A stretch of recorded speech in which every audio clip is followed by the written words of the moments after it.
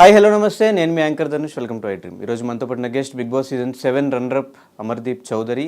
So big boss నుంచి బయటకు వచ్చి చాలా రోజులు అయిపోయింది.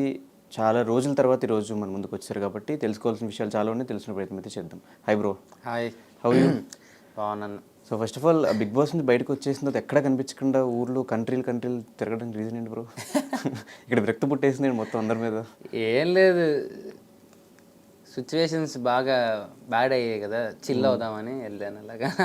ఏం సిచ్యువేషన్స్ బ్యాడ్ అయినాయి? ఏం లేదు, చుట్టూ అప్పుడు జరిగింది అవన్నీ కొద్దిగా నాకు లో అయ్యాను అవన్నీ. సో కొద్దిగా రిఫ్రెష్మెంట్ ఉంటుందని చెప్పేసి అలాగ బయటికి వెళ్ళా. ఇంకా వెళ్ళాల్సినవి కూడా ఉన్నాయి. అంటే ఎప్పుడు ఏ బిగ్ బాస్ సీజన్లో జరగనన్ని దారుణాలు బయటకు వచ్చాక జరిగినాయి. అక్కడే మీ కారు పగలగొట్టడం కానీ ఇదంతా చూసినట్టు ఏమనిపించింది?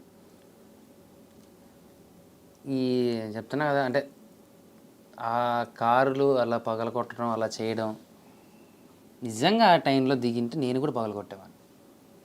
ఎవరినో ఒకరిని కంపల్సరీ, పర్లేదు నన్ను కొట్టినా పర్లేదు, నాకు తగిలినా పర్లేదు ఎవరినో ఒకనైతే కొడతాను కదా. అంత కోపం వచ్చింది, అన్ని మాటలు విన్నాను. అవన్నీ తర్వాత ఆలోచించిందంటే అన్నిటినీ మనసులో పెట్టుకొని ఎక్కడ చూపించుకోవాలో అక్కడ చూపించుకుంటే మన జీవితం బాగుంటుందని తెలుసుకొని వదిలేశారు. అమర్కి బిగ్ బాస్ అంటే చాలా ఇష్టం. చాలా సీజన్స్లో కంటెస్టెంట్స్కి ఫ్రెండ్స్గా వెళ్ళడం జరిగింది. ఎప్పటి నుంచో కాల్స్ వస్తున్నా కూడా లాస్ట్ సీజన్ 7 కన్ఫర్మ్ అయింది. ఈ ఓవరాల్ జర్నీ ఎలా అనిపించింది? 15 వీక్స్ ఆఫ్ యువర్ జర్నీ. అది ఒక డిఫరెంట్ ప్రపంచమే డార్లింగ్. చెప్పాలంటే వీళ్ళందరూ ఏదో చెప్పుకుంటారు కానీ అవన్నీ కాదు. మారాలన్నా, కొన్ని తెలుసుకోవాలన్నా, కొంచెం పని చేయాలన్నా మనకు పనికి వస్తుంది. ఉద్ధరించింది ఏం లేదు.